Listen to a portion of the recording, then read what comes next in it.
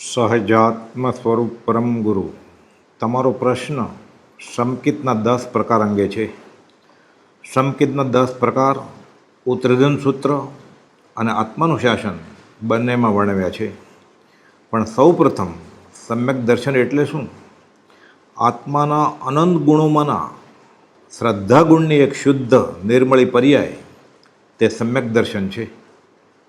ધર્મની શરૂઆત જ સમ્યક દર્શનથી થાય છે. પોતાના સ્વરૂપની સવળી શ્રદ્ધા, આ અવસ્થા તે જ સંકિત. મૂળમાં પોતે શરીર નહીં પણ આત્મા છે એ શ્રદ્ધા એ સંકિત, અને એ રસ્તો બતાવનાર પ્રત્યે યથાર્થ શ્રદ્ધા તે પણ સંકિત. ક્યારે, કઈ રીતે, કોને, કોના દ્વારા, કોઈ નિમિત્ત કે પૂર્વના સંસ્કાર અને વર્તમાને સંસારનો ઉદાસીન ભાવ એ વગેરે નિમિત્તોને આધારે શાસ્ત્રમાં સંકિતની વ્યાખ્યા કરવામાં આવી છે. સંકિત, સમ્યક દર્શન, સમ્યકત્વ, આત્મજ્ઞાન, બોધિ, બોધબીજ, દર્શન, કેવળ બીજ, સમદૃષ્ટિ, સમ્યક દૃષ્ટિ વગેરે શબ્દો જૈનમાં અને આત્મ સાક્ષાત્કાર, બ્રહ્મજ્ઞાન, બ્રહ્મ સાક્ષાત્કાર વગેરે શબ્દો જૈનેતરમાં વપરાય છે. વિવેક જ્ઞાન, આત્મવિવેક, ભેદ જ્ઞાન વગેરે શબ્દો પણ વપરાય છે. સર્વગુણાંશ તે સમ્યકત્વ. સમ્યકત્વ એ કેવળ જ્ઞાનની માતા છે. કેમ કે સમ્યકત્વમાંથી જ કેવળ જ્ઞાન ઉત્પન્ન થવાનું છે. કર્મના ભાંગા, કર્મની પ્રકૃતિ, ભેદ પ્રભેદને આધારે અને જીવની ચડતી ઉતરતી દશાને આધારે શાસ્ત્રમાં સમ્યક દર્શનના અનેક ભેદો સમજવામાં આવ્યા છે. જેમ કે ક્ષાયિક, ઔપશમિક, ક્ષયોપશમિક, વેદક, શાસ્વાદન અને આજ્ઞારુચિ, બીજરુચિ સંકિત, તેમજ વ્યવહાર અને નિશ્ચય સંકિત અને પરમાર્થ સંકિત. બધું જ સમ્યક છે. મૂળ વાત એ છે કે આ માર્ગ બતાવનાર પરમ કૃપાદેવ સાચા છે. આ થયા બાદ બધી ગૂંચ ઉકલે એમ છે. સંકિત એટલે સમ્યક દર્શન એટલે યથાર્થ આત્મભાન.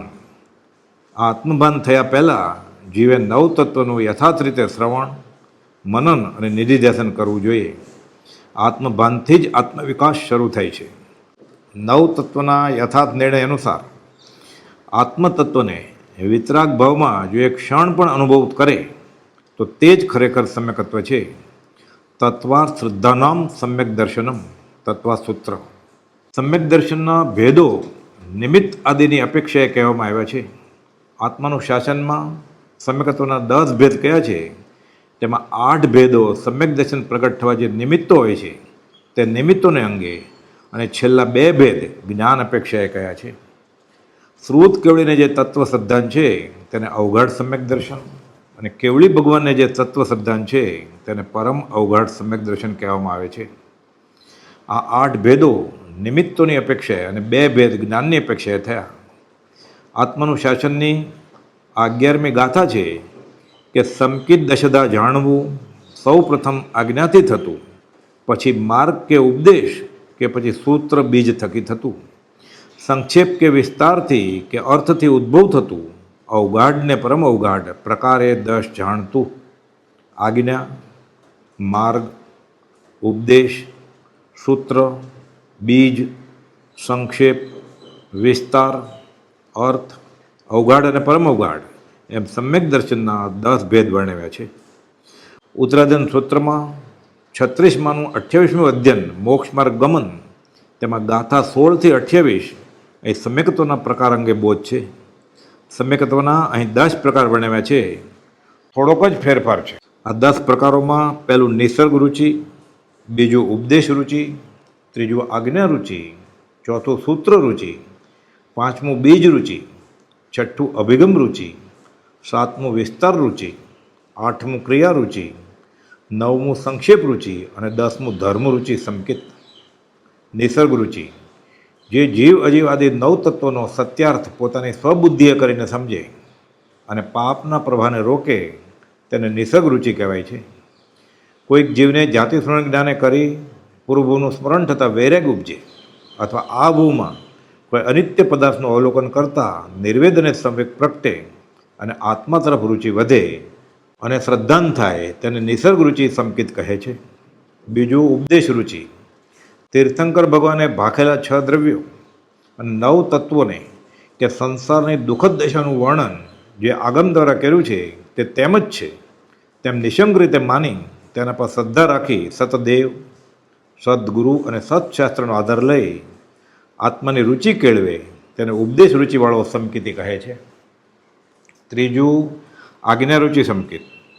જેના રાગ, દ્વેષ અને અજ્ઞાન નીકળી ગયા છે તેવા નિસ્પૃહી, નિર્મોહી, નિર્દોષ પુરુષ જે કહે તે યોગ્ય જ હોય એમ માની નવતત્વ આદિની રુચિપૂર્વક શ્રદ્ધા કરે, તેનો અભ્યાસ કરે તેને આજ્ઞા રુચિવાળો સંકિતિ કહે છે. નિર્દોષ નરનું કથન માનો તે જેણે અનુભવ્યું. ચોથું શ્રુત રુચિ સંકિત. ભગવાન મહાવીરે તેમજ આત્મજ્ઞાની પુરુષોએ યથાર્થ નિર્ણય કરીને આત્મતત્વનો બોધ આપ્યો છે તે અંગે જે જીવને રુચિ થાય અને આત્મભાન થાય તે જીવ શ્રુત રુચિવાળો સંકિતિ કહેવાય. પાંચમું બીજ રુચિ સંકિત.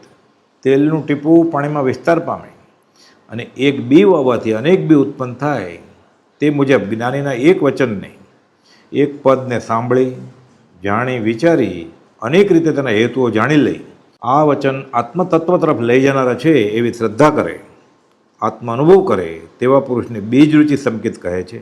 પ્રવચન સમુદ્ર બિંદુમાં ઉલટી આવે એમ 14 પૂર્વની લબ્ધિનું ઉદાહરણ પણ તેમ. જેના વચન બળે જે નિર્વાણ માર્ગને પામે તેવા વચનની દ્રઢ શ્રદ્ધા તે. છઠ્ઠું અભિગમ રુચિ. જે કોઈ આત્માએ વિતરાગવાણીને વાંચી, વિચારી, નિર્ણય કરી આત્માની યથાર્થ પ્રતીતિ કરી તેને અભિગમ રુચિવાળો સંકિતિ કહેવાય. સાતમું વિસ્તાર રુચિ સંકિત. 6 દ્રવ્ય અને 9 તત્વના ભાવો, પદાર્થના પર્યાયો, આત્માનો નિત્ય અનિત્ય સ્વભાવ એવા અનેક ધર્મો પ્રમાણ અને નયથી જેણે જાણ્યા અને સમ્યકત્વ પ્રાપ્ત કર્યું છે તેને વિસ્તાર રુચિ સંકિતિ કહેવાય છે. આઠમું ક્રિયા રુચિ. જે જીવ 5 સમિતિ અને 3 ગુપ્તિ પાળી તપ, વિનય વડે શુદ્ધ ક્રિયાઓ કરતા સમ્યક દર્શનને પામે તો તે જીવ ક્રિયા રુચિવાળો સંકિતિ કહેવાય. નવમું સંક્ષેપ રુચિ સંકિત.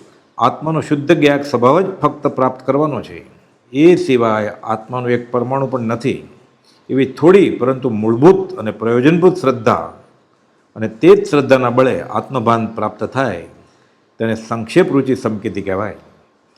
આવા તદ્દન અલ્પજ્ઞાની પણ વિતરાગ માર્ગની રુચિવાળા સંસ્કારી જીવોને નય પ્રમાણના વિસ્તારનું જ્ઞાન નથી, છતાં પોતાના શુદ્ધ સ્વભાવની શ્રદ્ધાના બળે આત્મદર્શન પ્રાપ્ત થાય છે તે જ સંક્ષેપ રુચિ. 10મું ધર્મ રુચિ સંકિત. જિનેશ્વર ભગવાને જે ધર્મ પ્રકાશ્યો છે 6 દ્રવ્યરૂપ આ જગતનો એ રીતનો સ્વીકાર સતદેવ, સદગુરુને સત્શાસ્ત્રની જેને શ્રદ્ધા છે તે જીવ જ્ઞાન, દર્શન અને ચારિત્ર ધર્મને શ્રદ્ધી પોતાના આત્મા તરફ વાળે તેને ધર્મરુચિ સંકિતિ કહેવાય છે. સંકિત થયા બાદ જ સમ્યક ચારિત્ર આવે, અર્થાત સમ્યકત્વ હોય ત્યાં જ ચારિત્ર હોય, ફક્ત બહારનો વેશ વ્યવહાર નહીં. મહા ઉપાધ્યાય યશોજી મહારાજ કહે છે કે જ્યાં લગી આત્મદ્રવ્ય નહીં જાણ્યું ત્યાં લગી ગુણઠાણું કેમ કરી આવે તાણ્યું. અને નરસિંહ મહેતાએ પણ કહ્યું છે જ્યાં લગી આત્મતત્વ ચિંત્યું નહીં ત્યાં લગી સાધના સર્વ જૂઠી. સમ્યક દર્શનનું ફળ જ વિતરાગતા છે. સંકિત વિના ચારિત્ર કેવું? પૂજ્ય પ્રભુજીજી કહેતા બધા એકડા વગરના મીંડા. વચનામૃત 751માં આત્મસિદ્ધિ શાસ્ત્રમાં 3 પ્રકારના સંકેત ઉપદેશા છે તે અંગે બોધ છે. પહેલું આપ્ત પુરુષના વચનની પ્રતીતિરૂપ, આજ્ઞાની અપૂર્વ રુચિરૂપ, સ્વચ્છંદ નિરોધપણે આપ્ત પુરુષની ભક્તિરૂપ એ પ્રથમ સંકેત. બીજું પરમાર્થની સ્પષ્ટ અનુભવાંશ પ્રતીતિ તે સંકેતનો બીજો પ્રકાર. અને ત્રીજું નિર્વિકલ્પ પરમાર્થ અનુભવ તે સંકેતનો ત્રીજો પ્રકાર કયો છે. પરમ કૃપાઉદય વચનામૃતમાં ઉપદેશ છાયા 10માં છેલ્લા ફકરામાં બોધ્યું છે કે નિત સ્વભાવ જ્ઞાનમાં કેવળ ઉપયોગે, તન્મયાકાર, સહજ સ્વભાવે નિર્વિકલ્પપણે આત્મા પરિણમે તે કેવળ જ્ઞાન છે. તથારૂપ પ્રતીતિપણે પરિણમે તે સમ્યકત્વ છે. નિરંતર તે પ્રતીતિ વર્ત્યા કરે તે ક્ષાયિક સમ્યકત્વ કહીએ છીએ. ક્વચિત મન, ક્વચિત તીવ્ર, ક્વચિત વિસર્જન, ક્વચિત સ્મરણરૂપ એમ પ્રતીતિ રહે તેને ક્ષયોપશમ સંકિત કહીએ છીએ. તે પ્રતીતિને સત્તાગત આવરણ ઉદય આવ્યા નથી, ત્યાં સુધી ઉપશમ સમ્યકત્વ કહીએ છીએ. આત્માને આવરણ ઉદય આવે ત્યારે તે પ્રતીતિથી પડી જાય છે, તેને શાસ્વાદન સમ્યકત્વ કહીએ છીએ. અત્યંત પ્રતીતિ થવાના યોગમાં સત્તાગત અલ્પ પૂતગલનું વેદવું જ્યાં રહ્યું છે તેને વેદક સમ્યકત્વ કહીએ છીએ. તથારૂપ પ્રતીતિથી અન્યભાવ સંબંધી અહમ મમત્વાદી હર્ષોક ક્રમે કરી ક્ષય થાય. મનરૂપ યોગમાં તારતમ્ય સહિત જે કોઈ ચારિત્ર આરાધે તે સિદ્ધિ પામે, અને જે સ્વરૂપ સ્થિરતા ભજે તે સ્વભાવ સ્થિતિ પામે. નિરંતર સ્વરૂપ લાભ, સ્વરૂપ આકાર ઉપયોગનું પરિણમન એ આદિ સ્વભાવ અંતરાય કર્મના ક્ષય પ્રગટે છે. કેવળ સ્વભાવ પરિણામી જ્ઞાન તે કેવળ જ્ઞાન છે. કેવળ નિત સ્વભાવનું અખંડ વર્તે જ્ઞાન કહીએ કેવળ જ્ઞાન તે દેહ છતાં નિર્વાણ. આત્મતિથિ શાસ્ત્રની 113મી ગાથા. સાચી શ્રદ્ધા વિના જ્ઞાન સંભવે નહીં. ક્રમ એવો છે કે પહેલાં સાચું જ્ઞાન મેળવે, સત્પુરુષ પાસેથી આ જ્ઞાન આવે. સમ્યકત્વ શ્રદ્ધા કરે. સત્ય જ્ઞાન અને સત્ય દર્શન વિના ચારિત્ર સંભવે નહીં. શુદ્ધ ચારિત્ર વિના કર્મક્ષય થાય નહીં, અને કર્મક્ષય વિના મુક્તિ થાય નહીં. આખો માર્ગ પરમ પૌલે સાવ સંક્ષેપમાં ઉપદેશ્યો કે છે દેહાદિથી ભિન્ન આત્મા રે, ઉપયોગી સદા વિનાશ, એમ જાણે સદગુરુ ઉપદેશથી રે, કયું જ્ઞાન તેનું નામ ખાસ. આ ઉપદેશ આત્મજ્ઞાની એવા ગુરુ તરફથી આવવો જોઈએ. જે જ્ઞાને કરીને જાણ્યું રે તેની વર્તે છે શુદ્ધ પ્રતીત, કયું ભગવંતે દર્શન તેને રે, જેનું બીજું નામ સંકિત. જેમ આવી પ્રતીતિ જીવની રે, જાણ્યો સર્વેથી ભિન્ન અસંગ, તેઓ સ્થિર સ્વભાવ તે ઉપજે રે, નામ ચારિત્ર તે અણલિંગ. તે ત્રણેય અભેદ પરિણામથી રે, જ્યારે વર્તે તે આત્મારૂપ, તે માર્ગ જીનનો પામ્યો રે, કેવા પામ્યો તે નિજ સ્વરૂપ. આ મૂળ માર્ગ. એક પરમ પદોની શ્રદ્ધા એ જ સંકિત. વચનામૃત 771 અને વચનામૃત 769માં સંકિત કોને કહીએ તે બહુ જ સરળ રીતે કૃપાલદેવે સમજ આપી છે કે પુરુષ સાચા છે અને તેની પ્રતીતિ પણ સાચી આવી છે કે જેમ આ પરમ કૃપાળુ કહે છે તેમ જ મોક્ષ માર્ગ છે. તેમ જ મોક્ષ માર્ગ હોય તે પુરુષના લક્ષણ આદિ પણ વિતરાગપણાની સિદ્ધિ કરે છે. અને જે વિતરાગ હોય તે પુરુષ યથાર્થ વક્તા હોય, અને તે જ પુરુષની પ્રતીતિએ મોક્ષ માર્ગ સ્વીકારવા યોગ્ય હોય એવી સુવિચારણા, એવી પ્રતીતિ અને એવી રુચિ તે આશ્રયથી પછી સ્પષ્ટ વિસ્તાર સહિત જીવાજીવનું જ્ઞાન અનુક્રમે થાય છે.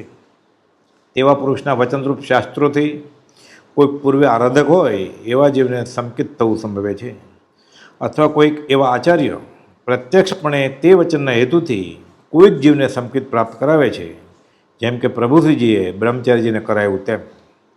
વચનામૃત 839માં ગોપાલદેવ કહે છે કે અનંતકાળથી જે જ્ઞાન ભવ હેતુ થતું હતું તે જ્ઞાનને એક સમય માત્રમાં જાત્યંતર કરી જેણે ભવ નિવૃત્તિ રૂપ કર્યું તે કલ્યાણમૂર્તિ સમ્યક દર્શને નમસ્કાર. તો હવે આપણે કરવું શું? વચનામૃત 769માં કહ્યા મુજબ સાચા મોક્ષ માર્ગને પામેલા એવા સત્પુરુષની તથારૂપ પ્રતીતિથી સિદ્ધાંતમાં ઘણે સ્થળે સંકિત કહ્યું છે. એટલે ટૂંકમાં પરમ પદોને સાચા માન્યા તે જ સમ્યક દર્શન. સહજાત્મ સ્વરૂપ પરમ ગુરુ.